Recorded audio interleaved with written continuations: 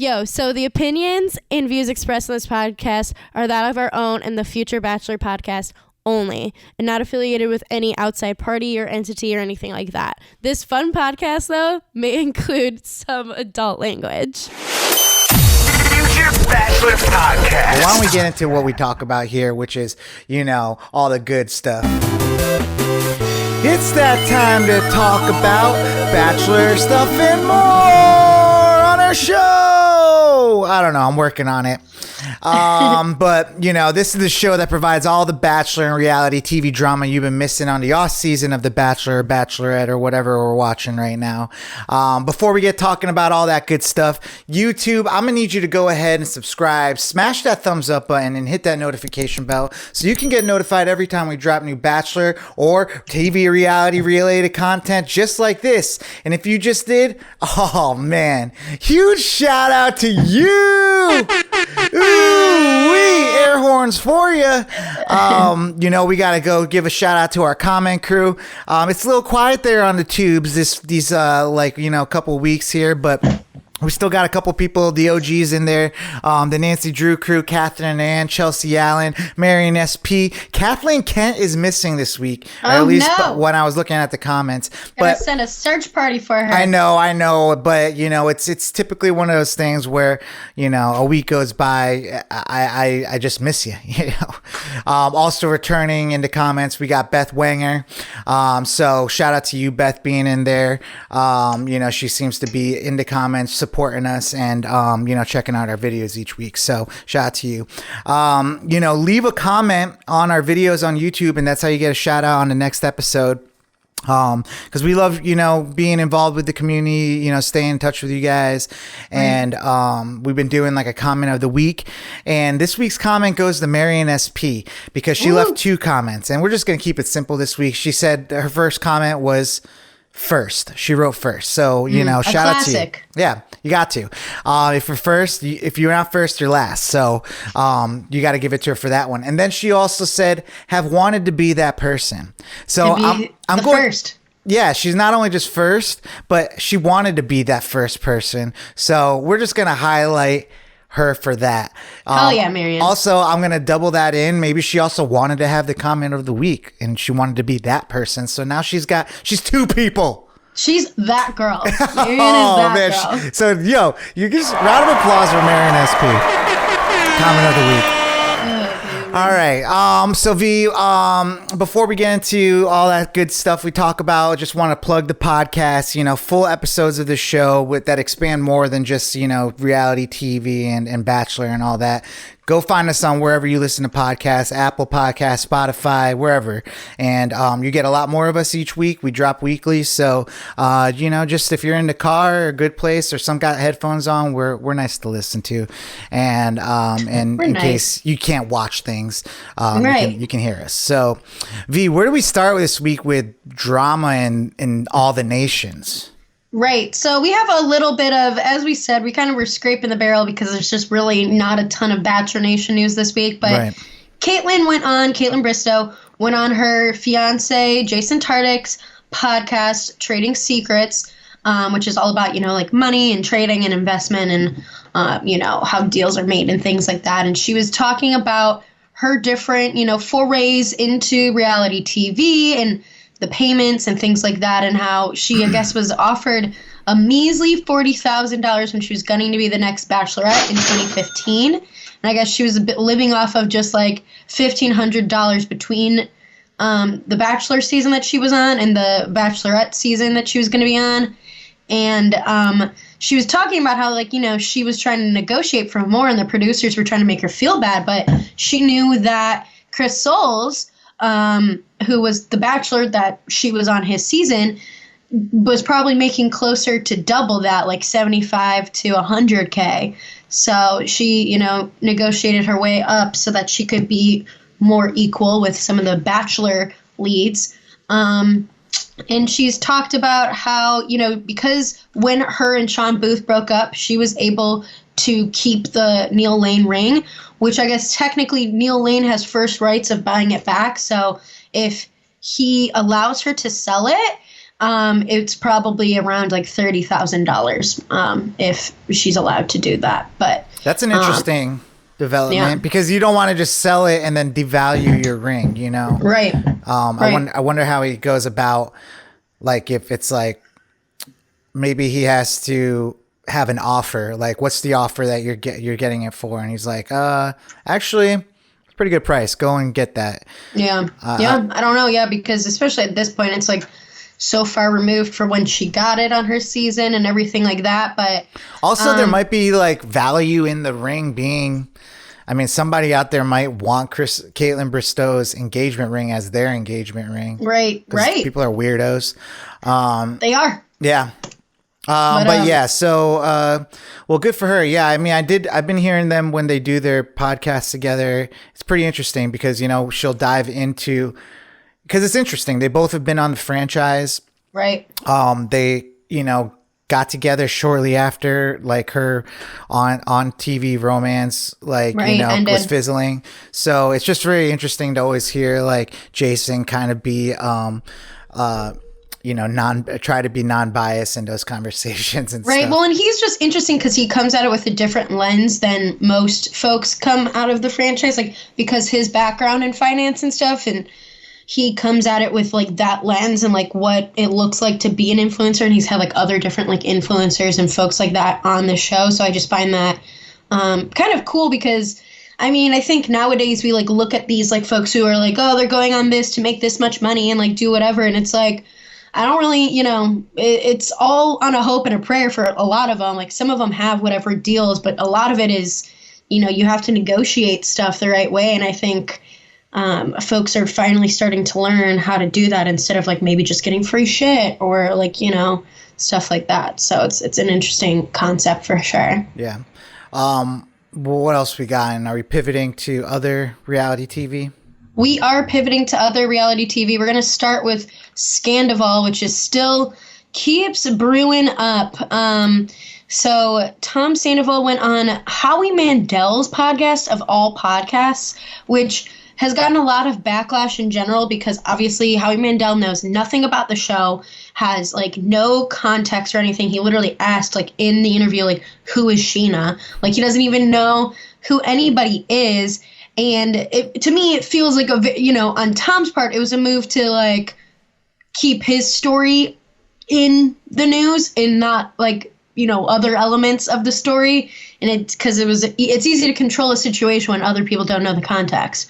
And so people are giving a lot of backlash to his appearance on there because he didn't really like say much more that we didn't know. He talked about like him and Ariana having intimacy problems. He talked about how, you know, he was staying for the brand. So he was calling his like girlfriend of, you know, nearly a decade, like his brand, you know, like their combined brand, which just feels like a little, I don't know. Like, I mean, it really kind of directly like relates to what we usually talk about here, which is Bachelor.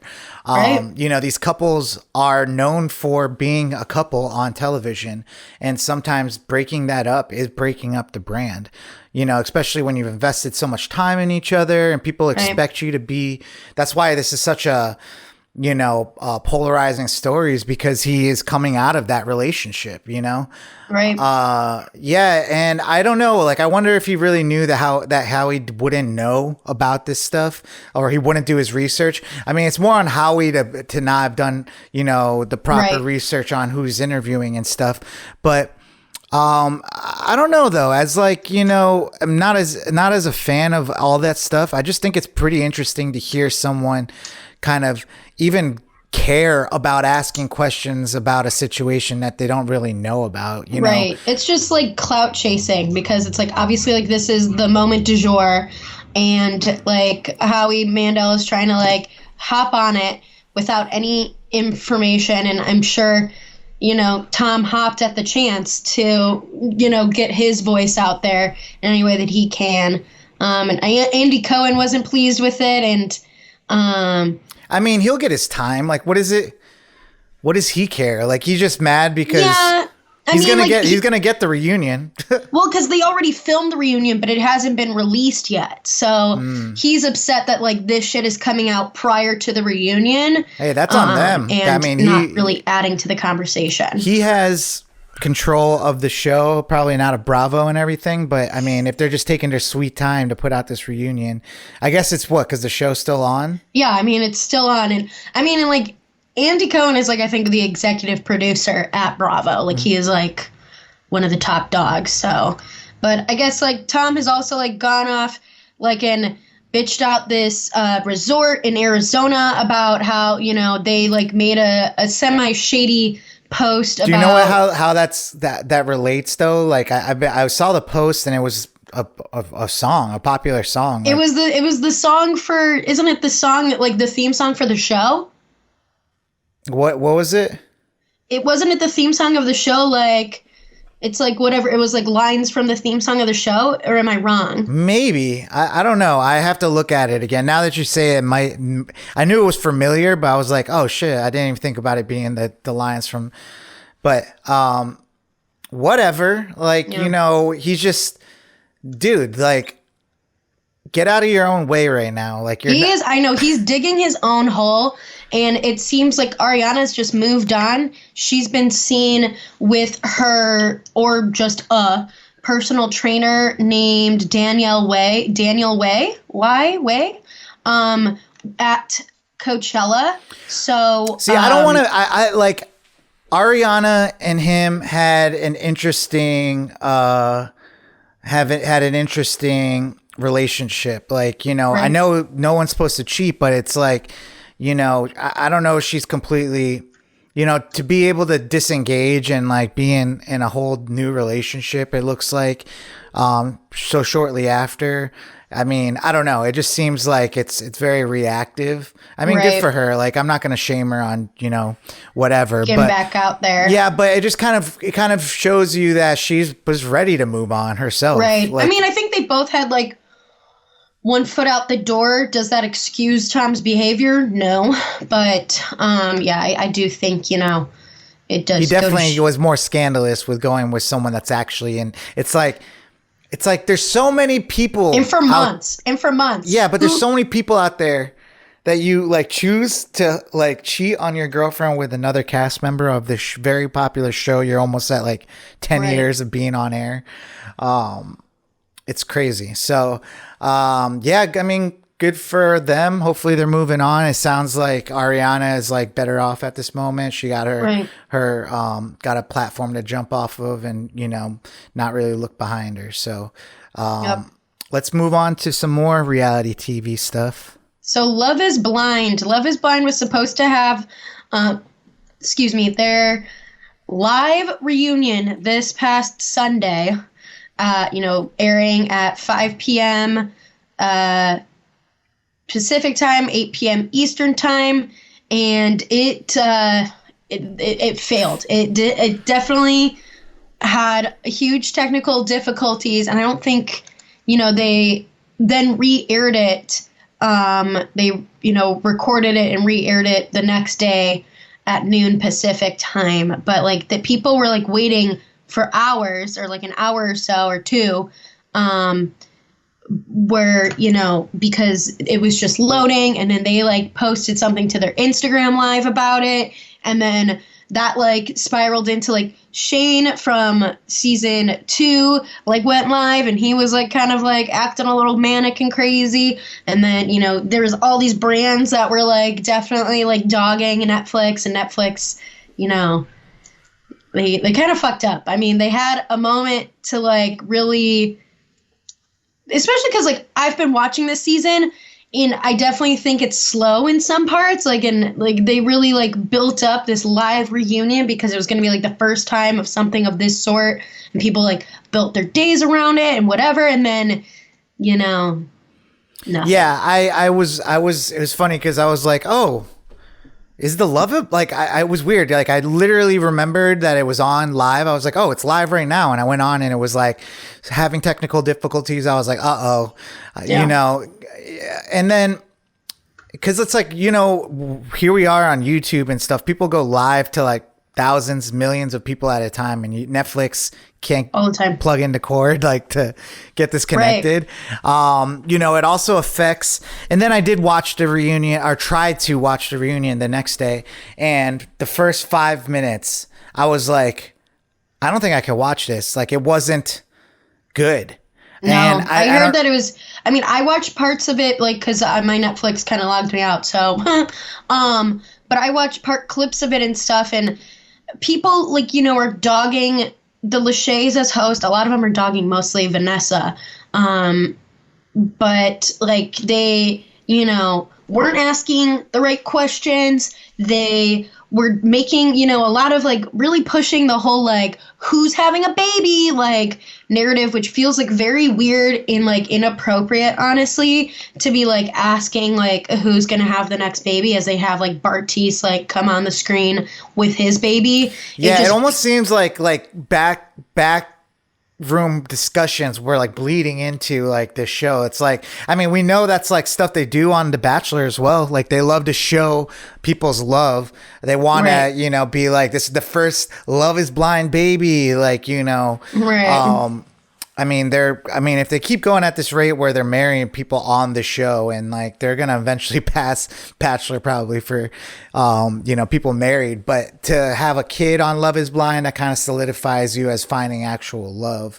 I mean, in TV. But I mean, world. Bartise didn't find it with anybody from the show. Exactly. It's very weird. I mean, yeah, and it just seems like they're kind of a little out of touch with how they're being perceived. You know, by viewers and stuff, you know, I honestly, it could be because like they were sitting there for an hour waiting, like at any moment they're like, we're going to be live. And then they have to like record this whole show. Like we've had episodes like weeks where we've recorded a whole show. We've had to record again, you know?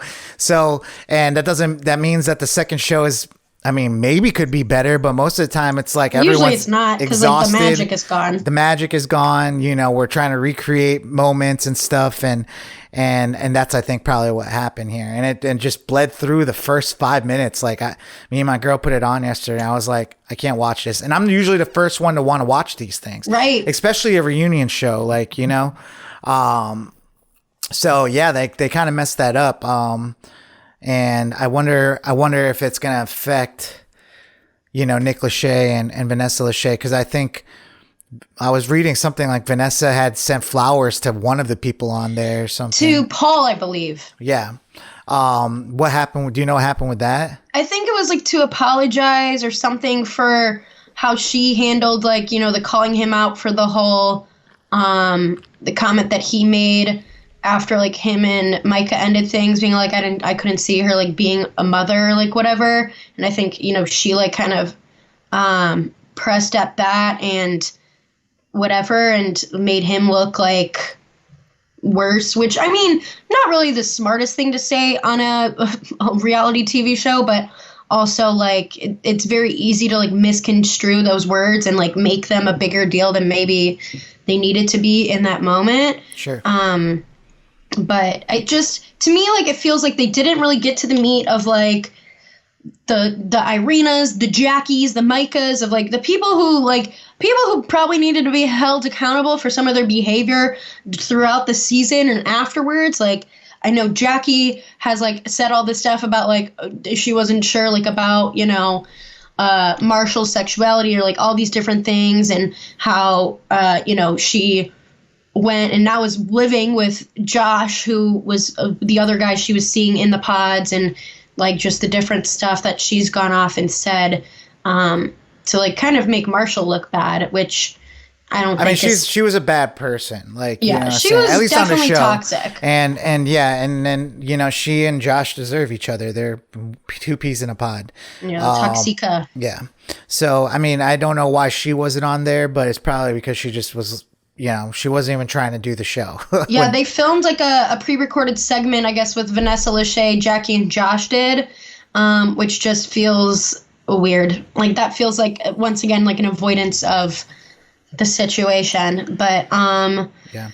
But yeah, I don't know. It's just, it's definitely, like, I feel like the show is coming out at the seams, and I don't know how they're going to like keep going back for more, because it is becoming almost like a joke in some elements with how the Lacheys host it, with like just some of the behaviors that happen, and just I feel like especially you keep seeing more and more like people trying to ask leading questions about what you look like and whatever, and like it's just I feel like there's definitely folks who are, you know, there for the wrong reasons, if you will. So how do you think they could stop that? Like how do you get people there for the right reasons for a show like this? I mean, I think it's hard because at this point it's a popular thing, and it's similarly for Bachelor Nation. Like there's gonna be folks that have watched it and know when to, you know, you get the advertisements to apply for whatever city it's in and stuff like that. So I think it's inevitable, because like it's also inevitable with Bachelor, Bachelorette. Yeah, I mean, you're right. This season has been like the most where I feel like people were just there to be on TV. Right. Because they can get to the end of it and be like, I don't want to marry you. Well, like, because even just like Irina's behavior, like her behavior throughout like the time in the pods, and even just like how she acted when they were in Mexico, like she knew she didn't like Zach from the moment they had their reveal. Like she just was trying to get more screen time, in my opinion, more screen time, and like, you know, trying to like, I just feel like her motives were always kind of sour. And I wish that was kind of like held to test. And I guess like congrats to Zach and Bliss. Even though like from what I was seeing from the initial beginnings of like their relationship, it seemed like Bliss wasn't into it, but I guess whatever. I guess she really was. But I mean, yeah. I feel like though that's what they should be. They should be more transparent about what the show as an experiment produces. Like, look, Right. this gets you on all aspects of it. These people, they found love. These people like are more on here for television. You can kind of tell, you know, Right. I don't know. Maybe it has some type of factor like that. Be like voting on like internal voting on people being like, are they really here for love? Or are they just here to like, you know, get screen time? But Right. Anything else coming out of all that? So Marshall Glaze went on Nick Viall's podcast to talk about, you know, his time on season 4 of Love is Blind. And he said how this wasn't the first time he's been engaged. You know, he had been engaged when he was like 23. He had never watched Love is Blind before. And he said he's not a big reality TV person. And he said he only really watched the season of Bachelorette for his cousin, Justin Glaze, as we know. And I guess he was really close to Josh too, which is crazy to think that like, you know, they bonded so much, and then, you know, he was kind of Mr. Steal Your Girl. But they definitely, you know, are still trying to figure out the timeline of like when Jackie saw Josh, and then It doesn't broke up matter with though. Marshall. Like Jackie just like, she's for the streets. It's, you know what I'm saying? And Josh is on the streets, you know. Josh is on the streets. Josh was ready to, you know, be in the streets for her. And you knew from like, it was foreshadowing when she was in Mexico saying how like she was worried about going back to home and like how she would like ruin it, or like, I just didn't like the comment that was like, was when she was talking to Josh in the coffee shop and talking about how her nipples got hard and stuff when. Oh my God. It's just like too much. Yeah, it's like, yo, you're not a good person. Like, you know what I'm saying? Like, you're here for the wrong reasons. And like, if you want to find someone that's like the type of guy you would typically go for those guys. Like, you know, right. But don't go on here trying to say you're looking for, you know, that real love of getting married and all that stuff. Because, I mean, very quickly that like all fell apart for her with Josh with Marshall. Right. So, well, and then I guess so. There's been an article that came out from Business Insider about mostly based on the treatment of the Atlanta cast of Love is Blind, so the first season, and how they talked a lot about how at first they were put, like when they were doing their pod experiment, their sleeping quarters were like these trailers, and they had to get moved from the trailers to a hotel after they complained about like seeing cockroaches, worrying about like they had built out like these crazy bunk beds for them in these trailers, and it just like, you know, they were all slammed into them. And they were talking a lot about how the treatment from producers and like PAs and stuff, about how they would pretty much just ice them out. They were told to like not interact really with the contestants, to like kind of like get them on edge. Like if they were like, you know, in between things or like moving from, you know, whatever to whatever, like even if they asked like, do I look okay or whatever, they would just not respond. And how I guess they worried about the like if they had a sufficient enough like amount of food and water. So it was like, it sounds like that first season they definitely like, you know, didn't have either enough money to back it or something, and they were just you just don't know. It's your first time doing a show. Like, that's why the first season is going to be, I mean, obviously it's so successful that we're about to start a 5th season, like, you know. Right. It's just like you don't know how to run things until you do. So so all the things that are wrong with the first season are all the things that are wrong now with like the 5th season, of why, you know, we can't go back to those original days. So just appreciate the first season before what it is. The first season has like one of the strongest couples, like Lauren and Cameron. And I was seeing that there are people who were saying that they should be the new hosts of the show. They should. I mean, they're a success story and they're charismatic. And I just think that they would have a better time relating to the contestants than Nick Lachey and Vanessa Lachey, who just like to talk about their own fucking love life too much. Yeah. Well, guys, that kind of does it for this week with reality TV and all that stuff. What do you think? Do you think people should be making more money off these Bachelor shows and negotiating better contracts? Let us know in the comments. V thinks yes. What do you think about Tom Sandoval going on Howie Mandel? Do you think he's making his life any easier by talking about it? Should he just lay low, or what should he do? Let us know in the comments. Is Ariana moving on a good thing or a bad thing? It's probably a good thing, but let us know what you think. What do you think of Love is Blind and the reunion and all this good stuff? Do you think Love is blind? I don't know. Let us know in the comments below. And make sure you're checking out the podcast everywhere. All right, guys? Future Bachelor Podcast.